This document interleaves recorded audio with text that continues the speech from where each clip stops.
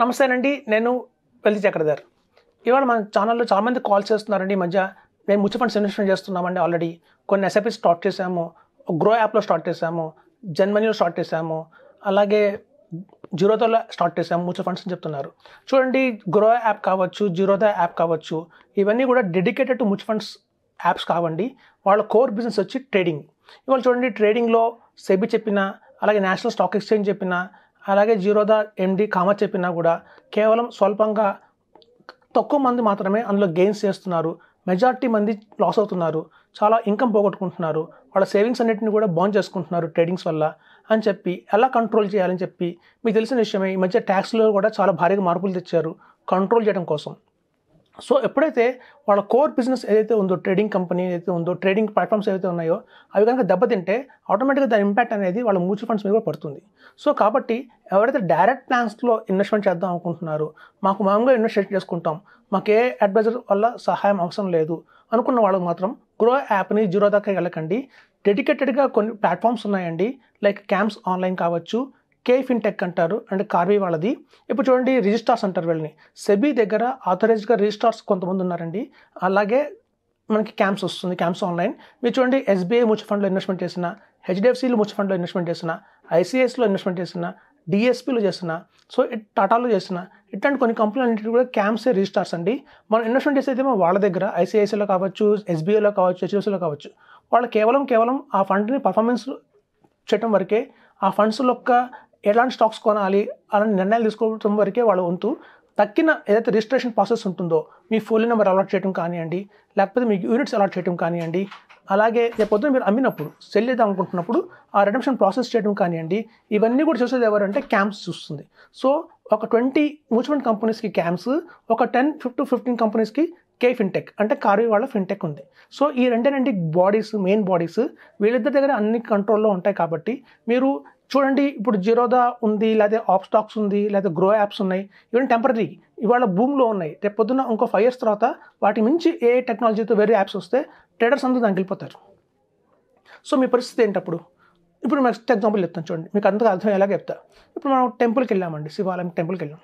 టెంపుల్కి వెళ్తే చెప్పులు స్టాండ్ ఒకటి ఉంటుంది. సో ఆ చెప్పుల స్టాండ్ అనేది ఆ టెంపుల్కి పర్మనెంట్, ఎప్పటికీ ఉంటాయి. చాలామంది ఏం చేస్తారంటే కొబ్బరికాయలు వాళ్ళ దగ్గర చెప్పులు పెడతారు. ఎలా కొబ్బరికాయ కొంటున్నాం కదా, చెప్పులు చూస్తుంటాడులే అని చెప్పి వాడి దగ్గర చెప్పులు పెడతాం. ఇప్పుడు చూడండి, కొబ్బరికాయలు ఉన్నంతకాలం వాడు బాగానే ఉంటాడు. సో కొబ్బరికాయలు అమ్ముడుపోయాయి కూడా అన్ని వాడు వెళ్ళిపోతారు అక్కడి నుంచి. మన 500 రూపాయల చెప్పులు గోవిందా. సో కాబట్టి ఏంటంటే అలా కొబ్బరికాయలు అమ్మేవాడి దగ్గర ఎవరైతే కోర్గా ఉండరో బ్రదర్ మనం పెట్టదని చెప్తున్నాను. ఇప్పుడు చూడండి, డెడికేటెడ్గా ఏదైతే స్పెసిఫిక్గా వాటి కోసం మాత్రమే పనిచేసే ఉంటాయో అవి ఎప్పటికీ ఉంటాయి.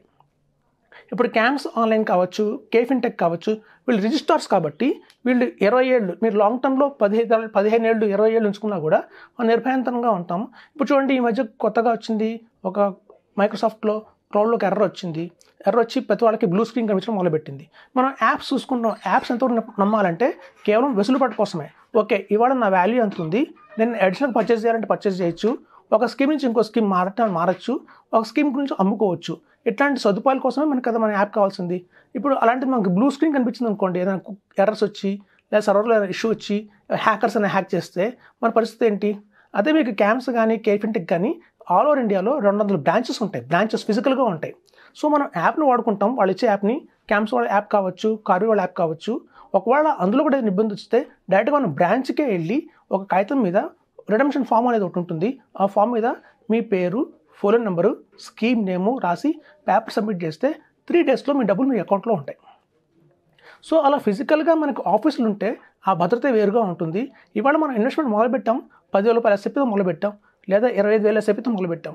సో మనకి ఎప్పుడైతే 25,000, 10,000 ఎస్ఐపితో మొదలుపెడుతున్నామో దాని ఇంపాక్ట్ మన మైండ్లో పడదండి.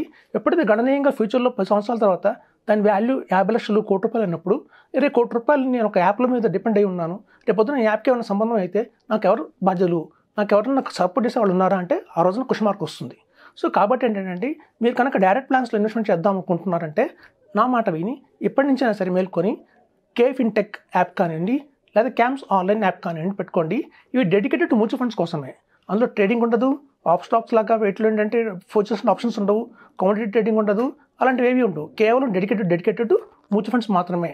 సో మీరైతే కనుక ట్రేడింగ్ మేము చెయ్యము, మాకు కేవలం మ్యూచువల్ ఫండ్ కోసమే కావాలి అంటే మాత్రం ఈ 2 బెస్ట్ యాప్స్ అండి.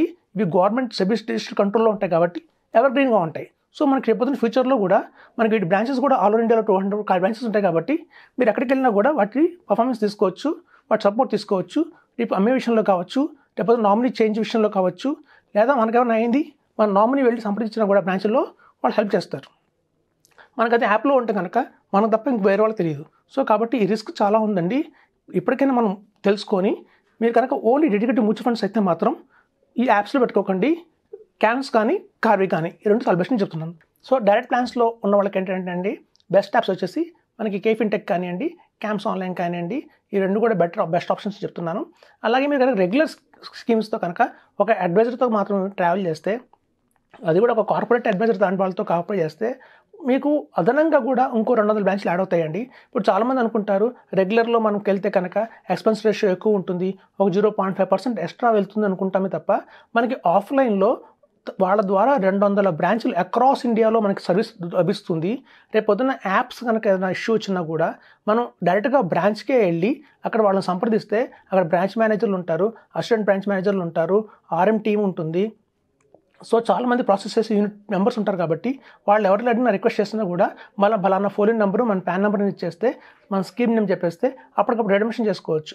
సో కాబట్టి ఏంటంటే 0.5% ఎక్స్పెన్స్ రేషియో ఎందుకు ఎక్స్ట్రా వెళ్తుందంటే వీళ్ళు ఫిజికల్గా చాలా బ్రాంచ్లు మెయింటైన్ చేస్తారు కాబట్టి మన బ్రాంచ్లో ఒక మెయింటైన్ చేయాలంటే వాటి అద్దె కట్టాలి, రెంట్ ఉంటుంది, అలాగే మేనేజర్లు ఉంటారు, వాళ్ళు శాలరీస్ ఇవ్వాలి. సో మీకు సర్వీస్ అడిషనల్గా వస్తుంది. సో కాబట్టి ఏంటంటే మనం ఓన్లీ యాప్స్ అనుకుంటూ ఒక మొబైల్ మీద నమ్మకం పెట్టుకోకుండా ఇట్లాంటివి కూడా సపోర్ట్ ఉందా లేదా, బ్యాక్ అండ్ సపోర్ట్ ఉందా లేదా, ఓకే ప్లాన్ ఏ నేను అమ్మేసుకుంటాను మొబైల్ ఫోన్లో, ప్లాన్ బి ఒకవేళ అది కనుక ఏదైనా ప్రాబ్లం వచ్చిందంటే ఏంటి మన పరిస్థితి ఏంటి అని చెప్పి మనం అర్థం చేసుకోవాలి. ఎందుకంటే మన కష్టార్జితం కాబట్టి మనం చాలా కేర్ఫుల్గా ఉండాలి.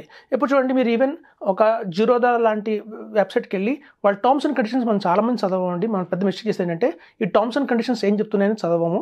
మీరు కానీ జిరోదా టర్మ్స్ అండ్ కండిషన్స్లో చూస్తే లాస్ట్లో వాళ్ళు రాస్తారు ఏదన్నా సర్వర్ హ్యాక్ జరిగినా, ఫైర్ యాక్సిడెంట్ జరిగినా, ఏదన్నా మనకి ఎర్త్క్వేక్ వచ్చినా కూడా, సునామీస్ లాంటివి వచ్చినా కూడా, ఇట్లాంటి ఏదైనా ఇష్యూస్ వస్తే మీ డేటా కనుక పోతే మాకు సంబంధం లేదన్నట్టుగా రాస్తారు వాళ్ళు. అదే మీరు క్యాంప్స్లోకి వెళ్ళి అదే టర్మ్స్ అండ్ కండిషన్స్ చదవండి, వాళ్ళు మనకు భరోసా ఇస్తుందని చెప్తారు. మీకేం ప్రాబ్లం లేదు, మేము రెస్పాన్సిబిలిటీ తీసుకుంటాం మీ ఇన్వెస్ట్మెంట్కి, మీ సర్వర్స్ మాకు చాలా స్ట్రాంగ్గా ఉన్నాయి, హ్యాకర్స్ వల్ల ఎటువంటి ప్రాబ్లం రాదు, మాకు ఈ క్లౌడ్ ఎర్రర్స్ వల్ల మాకు ఎటువంటి ప్రాబ్లం రాదు అని చెప్పి వాళ్ళకు హామీపూర్వకంగా వాళ్ళ టర్మ్స్ అండ్ కండిషన్స్ ఉంటాయి. చూడండి ఒక్క యాప్ ఏమో మాకేం సంబంధం లేదు అనే యాప్లో నమ్మకం పెట్టుకొని అక్కడ ఇన్వెస్ట్మెంట్ చేయాలా, మాదే రెస్పాన్సిబిలిటీ అనే యాప్ దగ్గర మనం ఇన్వెస్ట్మెంట్ చేయాలనేది మనమే ఆలోచించుకోవాలి. ఇప్పుడు చూడండి రీసెంట్గా కూడా మన మైక్రోసాఫ్ట్లో బగ్ వచ్చినప్పుడు వెంటనే క్యాంప్స్ వాళ్ళు ఒక స్క్రీన్ టాపప్ పెట్టారు, మన సర్వర్స్కి ఎటువంటి ప్రాబ్లం లేదు, చాలా క్లీన్గా ఉందండి, సేఫ్టీగా ఉన్నాయి, మీ ఇన్వెస్ట్మెంట్స్ ఎటువంటి ఢోకా లేదని చెప్పి వెంటనే ఒక పాప అయితే మెసేజ్ వచ్చింది. సో కాబట్టి ఏంటంటే ఫ్యూచర్లో మనం దృష్టి పెట్టుకుంటే ఎవరైతే కనుక డెడికేటెడ్ టు మ్యూచువల్ ఫండ్స్ ఉన్నారు అన్న చోట మనం మ్యూచువల్ ఫండ్స్ ఇన్వెస్ట్మెంట్ చేయాలి. కానీ ఎవరైతే కోర్ బిజినెస్ ఏదైతే ట్రేడింగ్ ఉన్నారో ఆ ట్రేడింగ్ కోర్ బిజినెస్ వాళ్ళ దగ్గర మన మ్యూచువల్ ఫండ్స్ అడిషనల్గా ఉంటుంది తప్ప దానివల్ల ఎటువంటి లాభం లేదు. మనం అట్లాంటి వాటికి దూరంగా ఉండటమే మీకు బెటర్ అని చెప్తున్నాను. Thank you.